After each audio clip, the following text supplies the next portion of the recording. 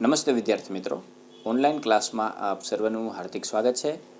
આના પહેલાંના વિડીયોમાં આપણે સ્ટાન્ડર્ડ 8 યુનિટ 1 એના આપણે 1 થી 6 પેરેગ્રાફ, એના MCQ અને એના પ્રશ્ન સમજૂતી સાથે જોઈ ગયા હતા. હવે આપણે 7 થી 12 જે આપણા પેરેગ્રાફ છે એના પ્રશ્ન અને એના MCQ જોશું. તે તમારે શાંતિથી અને સમજીને જોવાના છે. હું અહીંયા તમને સાથે સાથે સમજૂતી પણ આપતો જાઉં છું, જેથી કરીને તમને ભવિષ્યમાં એ એક્ઝામ સમયે કામ આવે. તો આપણે 7મો પેરેગ્રાફ જોવાનો છે. તો 7મા પેરેગ્રાફના પ્રશ્ન જોઈએ તો, what was the sadhu's promise to villager 2? સાધુએ શું વિલેજર 2ને પ્રોમિસ કરેલું? The sadhu promise to make villager 2 rich. પૈસાદાર બનાવી દેશે એ રીતે. હવે ત્યારબાદ, what did the sadhu ask villager 2 to give him? સાધુએ વિલેજર 2ને શું આપવા કહ્યું હતું? The sadhu asked villager 2 to give him 2 gold coin.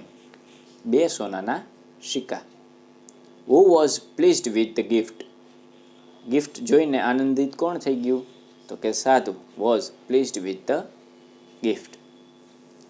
ત્યાર પછી MCQ જોઈએ.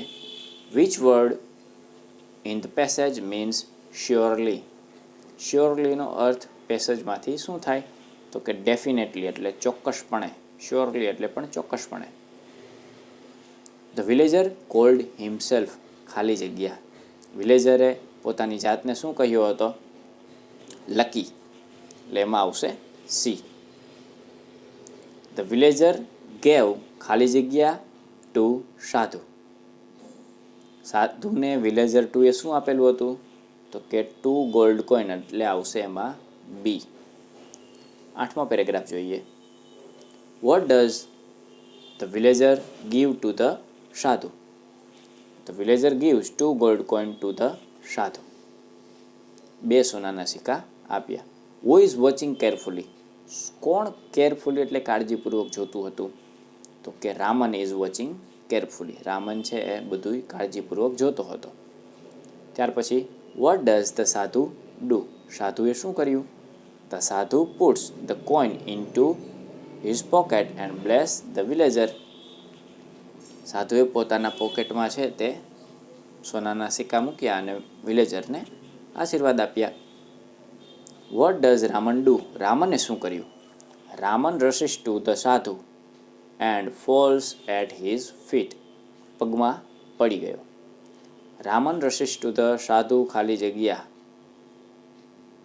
તો એમાં આવશે false at his fit.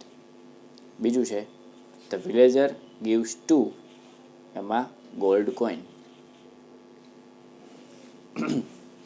9મો paragraph. What did Tenali Raman ask the sadhu to do? તેનાલીરામને સાધુને શું કરવા કહ્યું?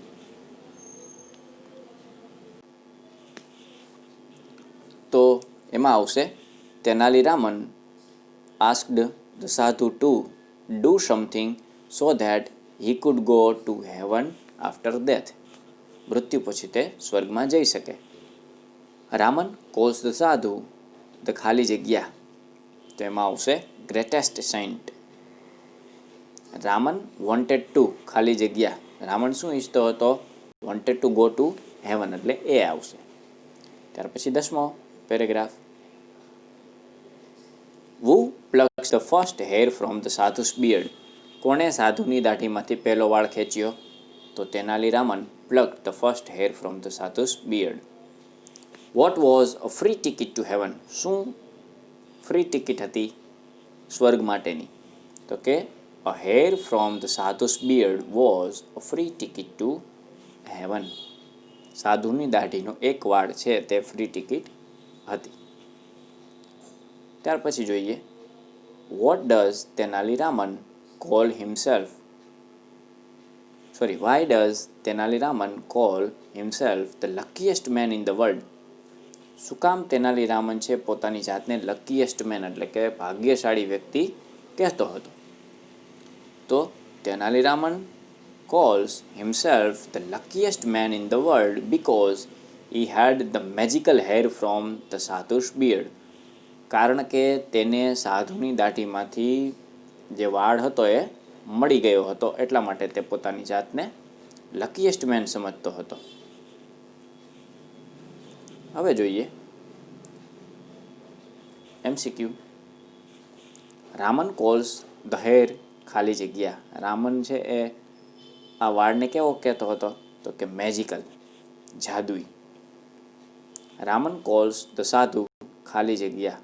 રામન છે એ સાધુને શું કહેતો હતો? તો એમાં આવશે અ વેરી હોલી મેન, એટલે કે પવિત્ર માણસ. રામન કોલ્સ હિમસેલ્ફ ખાલી જગ્યા મેન ઇન ધ વર્લ્ડ. કેવો માણસ સમજતો હતો? તો કે C the luckiest man. Pull આઉટનો અર્થ શું થાય? તો એમાં થશે પ્લક, એટલે ખેંચવું.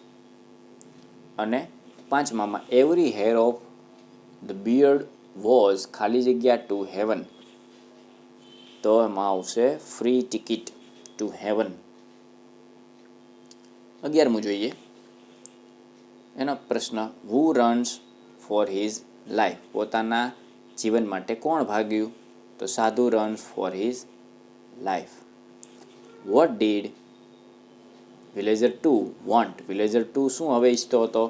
Villager 2 wanted to go to heaven rather than become rich in the world. હવે વિલેજર 2 પણ સ્વર્ગમાં જવા માંગતો હતો, પૈસાદાર બનવાના બદલે. ત્યાર પછી હુ પ્રોટેસ્ટ અ લોટ. કોને પોતાની જાતને બચાવવા પ્રયત્ન કર્યો? તો એમાં આવશે ધ સાધુ પ્રોટેસ્ટ અ લોટ. ત્યાર પછી vote did the people do. માણસોએ શું કર્યું? તો એમાં the people crowded around the sadhu and scream loudly. સાધુની આજુબાજુમાં આવી ગયા અને જોર જોરથી બૂમો પાડવા માંડ્યા. હવે ત્યાર પછી Raman tells the sadhu to give his ખાલી જગ્યા key to heaven. Which word is used for the sadhu. સાધુ માટે કેવો શબ્દ વપરાતો હતો? તો કે ફેક સાધુ. અને ત્રીજું, which word in the passage means to run after. Run after એટલે ચેઝ. ચેઝ એટલે પીછો કરવો. છેલ્લો પેરેગ્રાફ 12મો. Who will arrest the sadhu. કોણ સાધુને અરેસ્ટ કરી લેશે? તો the king's men will arrest the sadhu. રાજાના માણસો. How can we become rich. આપણે પૈસાદાર કઈ રીતે બની શકીએ? We can become rich by working hard. આપણે સખત મહેનત કરીને પૈસાદાર બની શકીએ. Vote did the sadhu want. સાધુ શું ઈચ્છતો હતો? The sadhu wanted the people's money and gift. સાધુ છે એ માણસોના પૈસા અને ગિફ્ટ ઈચ્છતો હતો. ત્યાર પછી we should not give our earnings to the sadhu. અને ત્યાર પછી we can become rich by ખાલી જગ્યા તો કે વર્કિંગ હાર્ડ.